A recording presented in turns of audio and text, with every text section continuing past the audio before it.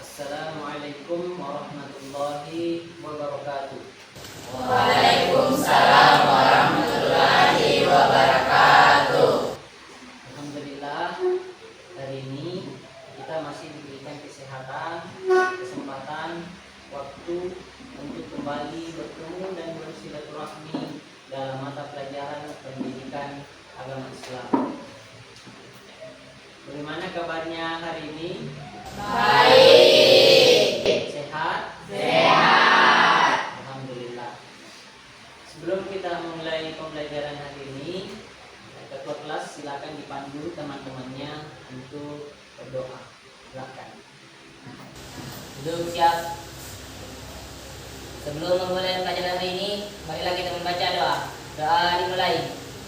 Bismillahirrahmanirrahim. Rabbi zidni ilman warzuqna fahman. Amin. Doa selesai. Sebelum itu, Bapak ingin melihat hadirannya. Siapa yang tidak hadir hari ini? Semua Pak hadir semua. Alhamdulillah. Lengkap ya? Baik, hari ini materi yang akan kita pelajari adalah tentang sejarah dan peran tokoh ulama penyebar Islam di Indonesia. Sebelum itu, marilah kita mengawali kegiatan pada hari ini dengan membaca Al-Quran, Quran Surah Al-Qasas ayat 85 sampai 86. Baik, kita baca bersama. A'udzu billahi minasy syaithanir rajim. Bismillahirrahmanirrahim. Innal ladzi farada 'alaikal Qur'an litakunanna dhahiran lil kafirin. Shadaqallahul azim. Bapak akan membaca terjemahannya. Sesungguhnya Allah yang mewajibkan engkau Muhammad untuk melaksanakan hukum-hukum Al-Quran benar-benar akan mengembalikanmu ke tempat kembali. Semoga bacaan Al-Quran kita hari ini bernilai ibadah di sisi Allah Subhanahu wa Ta'ala. Amin ya rabbal alamin. Oke. Bagaimana perasaanmu hari ini? Tergantung nomor berapa? 4. Semangat ya? Semangat. Alhamdulillah. Semoga semangat itu terus kita jaga sampai di akhir pembelajaran kita hari ini. Sekarang Bapak ingin bermain. Bapak butuh 5 orang untuk bermain dengan Bapak di atas sini. Ada yang bisa? Saya. Bapak akan memilih yang pertama Aidil, yang kedua Diva, yang terakhir adalah Andi Astrid Al-Farabi. Nah sekarang Andi Astrid Al-Farabi, silakan maju ke depan. Kan disentuh, pilih nomor berapa? Nomor 3. Oke. Silakan dijawab pertanyaannya. Oke. Betul sekali, aplaus untuk teman-teman. Terima kasih. Selanjutnya kan dipilih nomor berapa? Nomor 2. Oke, silakan dijawab pertanyaannya. Oke, betul sekali. Aplaus dulu. Silakan Diva. Nomor 1 silakan disentuh. Silakan dijawab pertanyaannya. Nah, betul sekali. Aplaus dulu. Kita semua. Alhamdulillah, ternyata pemahaman awal sudah ada dengan menjawabnya pertanyaan-pertanyaan yang di atas tadi. Masih ingat pelajaran kita minggu yang lalu? Masih. Apa itu? Asuransi syariah, bank syariah, koperasi syariah. Masih ada yang ingat apa itu asuransi syariah? Kita jelaskan Fani apa itu asuransi syariah? Asuransi syariah adalah usaha saling melindungi dan tolong-menolong di antara sejumlah orang. Oke, betul sekali. Aplaus dulu. Nah, itu adalah asuransi syariah. Terjadinya ada tolong-menolong antar seseorang atau anggota atau orang lain dalam perihal tentang aset, ya. Adanya tolong-menolong. Nah, kemudian yang kedua adalah perbankan syariah. Apa itu perbankan syariah? Andi Asril, coba apa itu perbankan syariah? Sistem perbankan yang pelaksanaannya berdasarkan hukum Islam. Berdasarkan hukum Islam syariah. Jadi proses perbankan yang didasari oleh hukum syariah. Kemudian yang terakhir adalah koperasi syariah. Apa itu koperasi syariah? Pak Kihul bisa jelaskan? Bentuk koperasi yang memiliki prinsip, tujuan dan kegiatan usaha berdasarkan syariat Islam. Jadi itu adalah koperasi, ya. Koperasi syariah adalah yang berjalan dengan asas syariah atau berjalan dengan asas Al-Quran dan hadis. Baik, Bapak rasa ingat pelajaran kita sebelumnya masih dalam ingatan kita terkait dengan asuransi, perbankan dan koperasi. Nah, hari ini apa yang akan kita pelajari adalah peran ulama, sejarah dan peran ulama dalam penyebaran agama Islam di Indonesia. Bapak ingin bertanya, apa peninggalan sejarah, ya, yang masih dapat kita rasakan, yang masih kita lihat sampai hari ini dari aktivitas dakwah dari para ulama terdahulu? Apa itu? Masjid. Apa lagi? Apa lagi? Masih banyak sebenarnya peninggalan-peninggalan sejarah yang sampai hari ini masih kita bisa nikmati, masih kita temukan, masih kita rasakan. Salah satunya adalah masjid. Masjid itu bukan hanya tempat untuk beribadah semata, tetapi juga dilakukan tempat aktivitas sosial terkait tentang pendidikan. Kemudian yang kedua, peninggalan yang kita rasakan sampai hari ini adalah pesantren. Pesantren itu juga menjadi salah satu tempat penyebaran agama Islam, ya, karena santri-santrinya belajar di sana, berkumpul di sana. Kemudian setelah dia selesai belajar, dia akan pergi kemana-mana untuk mengejarkan ilmu-ilmu yang dia dapatkan di pesantren. Maka sampai hari ini masjid dengan pesantren ini adalah bukti sejarah yang masih kita nikmati, yang masih bisa kita rasakan dari perjuangan ulama-ulama terdahulu dalam menyebarkan agama Islam. Tujuan pembelajaran yang akan kita pelajari hari ini ada dua. Yang pertama adalah peserta didik dapat menganalisa sejarah dan peran tokoh ulama penyebar agama Islam di Indonesia.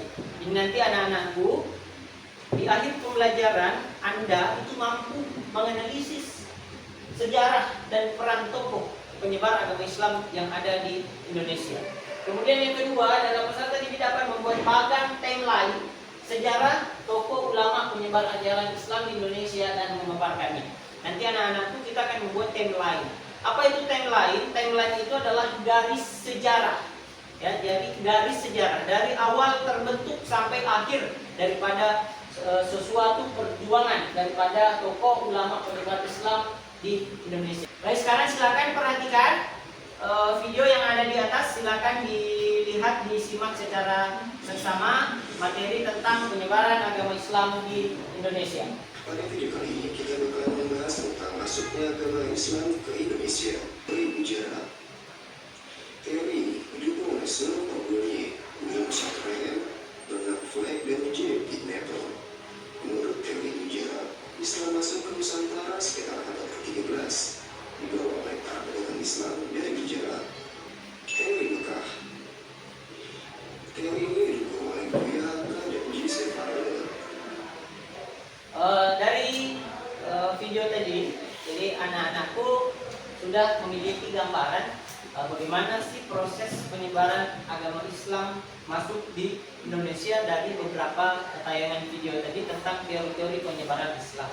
Nah, Bapak akan menjelaskan lebih merinci terkait sejarah masuknya Islam di Indonesia. Yang pertama adalah teori masuknya Islam ke Indonesia, kemudian strategi penyebaran Islam di Indonesia. Nah, yang pertama adalah teori masuknya Islam di Indonesia. Itu ada 5. Ada 5 teori yang mengatakan bagaimana prosesi terjadinya penyebaran agama Islam di Indonesia. Yang pertama adalah teori Gujarat.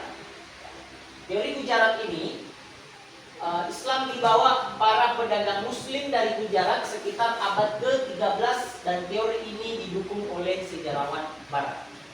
Kemudian teori yang terakhir adalah teori Turki.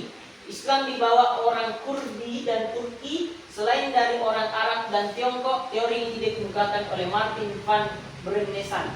Ya, jadi ada beberapa teori yang menjelaskan penyebaran agama Islam di Indonesia dan ini adalah beberapa teori tersebut. Masih strategi penyebaran Islam yang ada di Indonesia. Ada beberapa strategi. Yang pertama adalah strategi jalur perdagangan. Dikatakan bahwa jalur perdagangan ini adalah menjadi satu-satunya strategi yang paling berperan besar dalam penyebaran agama Islam di Indonesia. Kenapa? Karena dari 5 teori tadi, teori itu hanya mengatakan Islam dibawa oleh pedagang, ya, dibawa oleh pedagang. Teori Gujarat, teori Persia, teori Arab, teori Tiongkok dan sebagainya. Itu semua dibawa oleh pedagang. Maka teori strategi jalur perdagangan inilah menjadi strategi utama, strategi penting dalam penyebaran agama Islam di Indonesia. Selanjutnya adalah jalur politik. Ada pepatah terdahulu mengatakan bahwa agama raja adalah agama rakyatnya. Nah, dari pepatah itu, para ulama terdahulu tidak menyia-nyiakan pepatah itu. Akhirnya ulama kita mendekati raja, ya, mendekati raja. Alhamdulillah hasilnya raja itu memeluk agama Islam.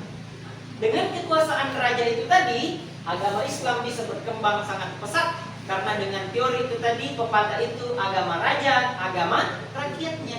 Maka rakyat mengikuti daripada agama rajanya. Oke, sampai di sini ada yang ingin ditanyakan?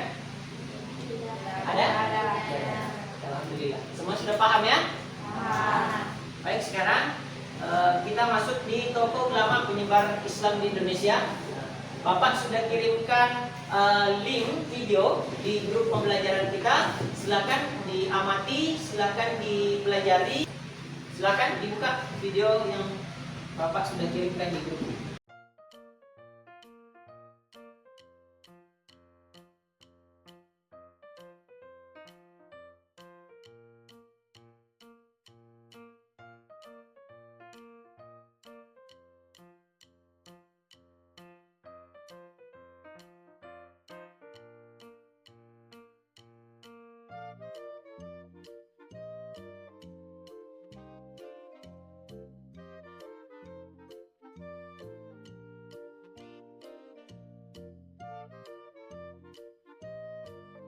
Jadi video yang tadi kita lihat, yang tadi kita amati tentang tokoh ulama penyebar Islam di Indonesia, ada berapa? 4. Bisa sebutkan? 1?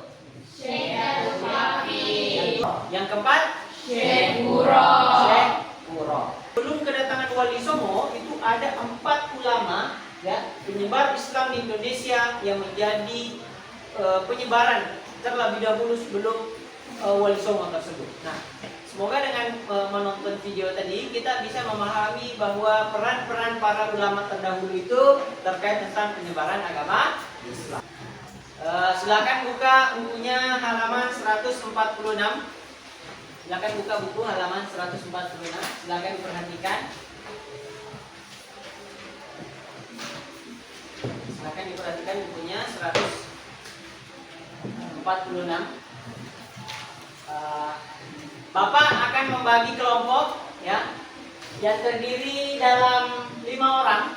Bapak akan bagi 3 kelompok dan setiap kelompok itu terdiri dari 5 orang. Nah, bagaimana cara pembagian kelompoknya? Kita hanya menghitung saja. Jadi nanti sesuai dengan hitungan itu berkumpul dengan teman kelompoknya masing-masing. Coba kita mulai dari Akbar. 1, 2, 3. Jadi yang nomor 1, yang nomor 2, dan yang nomor 3 silakan berkumpul dengan teman kelompoknya masing-masing. Ya, silakan. Di kelompok 1 di sini, kelompok 2 di sini, kelompok 3 di sini.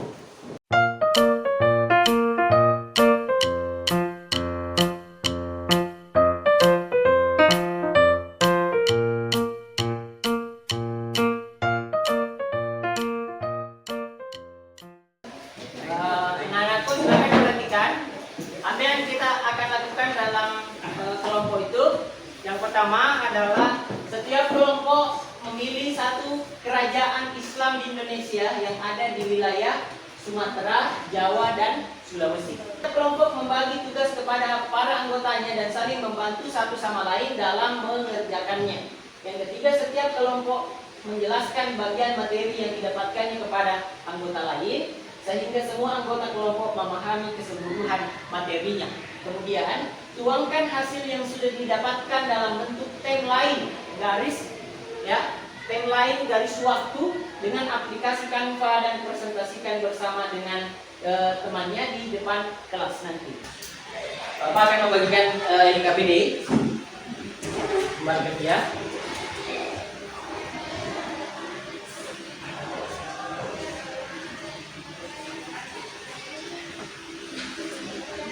Bapak minta perwakilan setiap kelompok untuk naik bermain dengan saya untuk menentukan tema apa yang akan kita pelajari hari ini. Cara mainnya gampang, Anda sisa tekan spin it nanti di layar, silakan tekan, kemudian hasil yang keluar itulah yang akan menjadi tugas diskusi Anda dengan teman kelompok Anda. Silakan kelompok 1, silakan.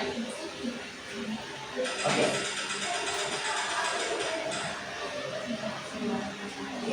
Sumatera. Jadi nanti kelompok 1 akan membahas materi mencari kerajaan yang ada di wilayah Sumatera. Silakan kembali dengan teman kelompoknya. Sudah ada satu kerajaan yang didiskusikan? Sudah. Kerajaan apa itu? Samudra Pasai. Oke, nah sekarang tugasnya silahkan berdiskusi dengan temannya, kemudian buat timeline dalam menggunakan aplikasi Canva. Oke, silakan.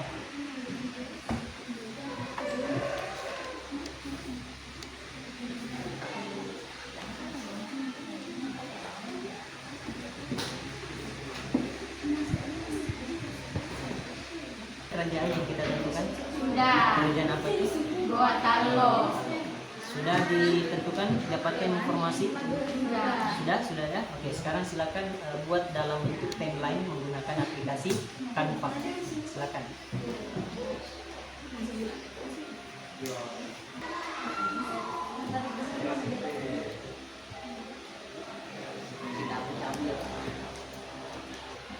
Sudah menemukan satu kerajaan untuk didiskusikan? Sudah. Kerajaan apa itu? Kerajaan Landa. Oke, sekarang tugasnya silakan didiskusikan, mencari informasi terkait tentang kerajaan tersebut, kemudian buat dalam aplikasi, buat timeline-nya dalam aplikasi Canva. Ya, oke, silakan dilanjutkan.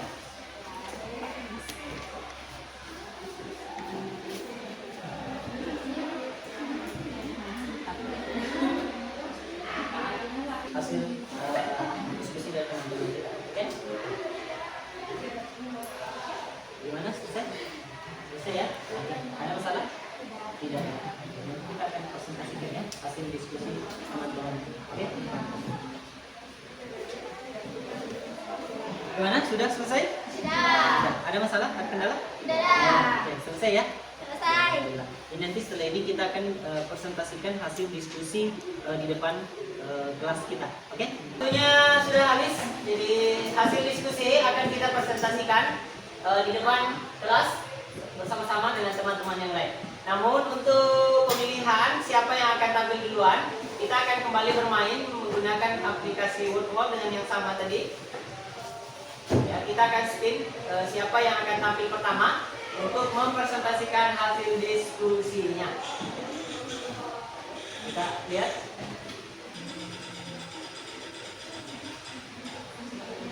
Kelompok Sulawesi, berarti kelompok kedua. Ini kelompok kedua yang akan pertama untuk naik untuk mempresentasikan diskusinya. Sesuai dengan hasil pengundian tadi, sesuai dengan keputusan ya dari diskusi kita, silakan kita mulai dari kelompok kedua. Ya, tema Sulawesi dengan kerajaan Goa Talok. Assalamualaikum warahmatullahi wabarakatuh. Waalaikumsalam warahmatullahi wabarakatuh. Perkenalkan, saya Askera Yastahir dari kelompok 2 akan memaparkan hasil diskusi kelompok kami.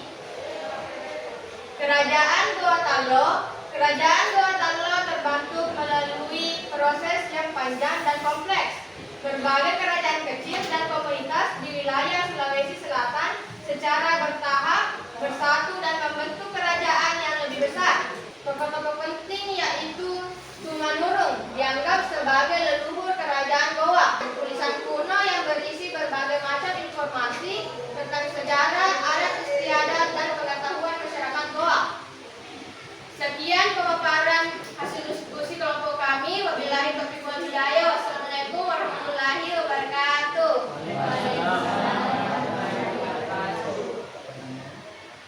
Sempat ada yang ingin bertanya? Bagaimana proses islamisasi di kerajaan Goa dan Talok berlangsung?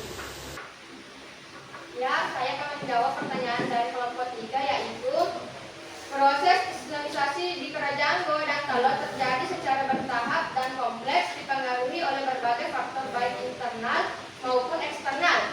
Beberapa faktor yang mempengaruhi proses ini antara lain kontak dengan pedagang muslim dari berbagai wilayah seperti Arab, India, dan Melayu. Aplaus untuk kelompok kedua. Jadi kelompok 2 mengangkat satu kerajaan dalam wilayah yang berada di Sulawesi, tempatnya Sulawesi Selatan. Selanjutnya kita masuk di kelompok terakhir, adalah kelompok pertama. Silakan untuk mempresentasikan hasil diskusi dari teman kelompok. Assalamualaikum warahmatullahi wabarakatuh. Perkenalkan, nama saya Nur Rahmat Akbar, perwakilan dari kelompok 1 yang akan membacakan hasil diskusi dari kelompok kami yang mengenai Samudra Pasai. Abad ke-13, sekitar tahun 1267 didirikan oleh Marah Sidu atau Sultan Malik Al-Saleh. Kerajaan ini menjadi salah satu kerajaan Islam tertua di Nusantara. Baik, itulah jawaban saya. Sekian dari kami. Wassalamualaikum warahmatullahi wabarakatuh. Waalaikumsalam warahmatullahi wabarakatuh. Jadi itulah tadi teman kita kelompok pertama yang memaparkan hasil diskusi dengan mengangkat satu kerajaan yang ada di Sumatera adalah kerajaan Samudra Pasai, dan kerajaan ini dianggap adalah kerajaan tertua dalam penyebaran agama Islam yang ada di Indonesia. Baik, sampai di sini ada yang ingin bertanya kembali terkait dengan tugas-tugas yang telah kita diskusikan tadi? Sudah jelas ya dengan tugas-tugasnya tadi? Nah, sekarang Bapak telah mengirimkan tes sumatif akhir pembelajaran ya, yang ada silakan dikerjakan di menggunakan aplikasi Google Form-nya masing-masing. Silakan dibuka.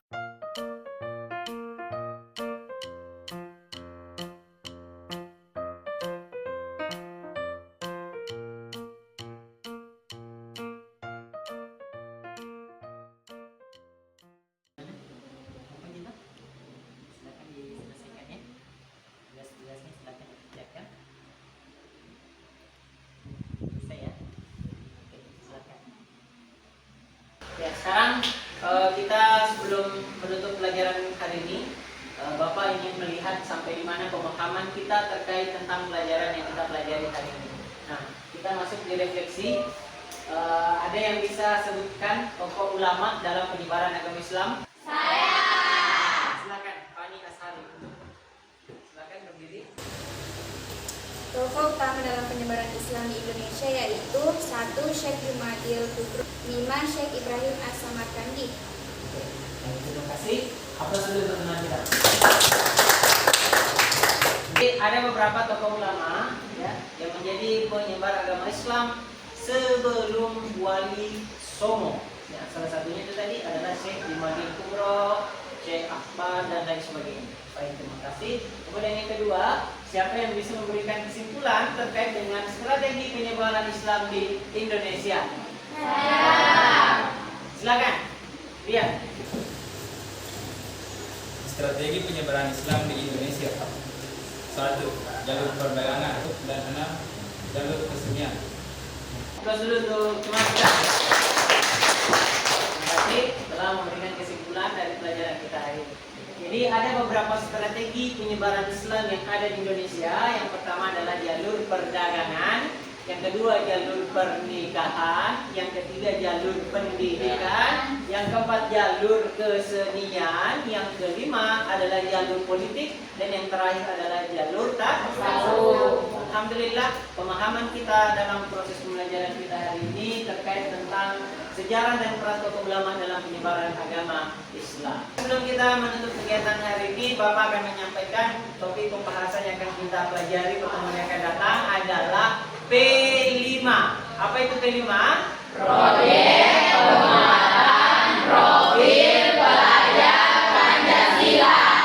Semoga anak-anakku diberikan kesehatan, diberikan kekuatan, dan diberikan waktu kesempatan untuk kembali bertemu dengan Bapak, bertemu dengan teman-teman kita dalam mata pelajaran pendidikan agama Islam pada waktu yang akan datang. Baik, sebelum kita menutup kegiatan hari ini, ketua kelas silahkan pimpin teman-temannya untuk membaca doa setelah belajar. Silahkan. Baik, untuk mengakhiri pelajaran hari ini, marilah kita membaca doa. Doa dimulai. Bismillahirrahmanirrahim.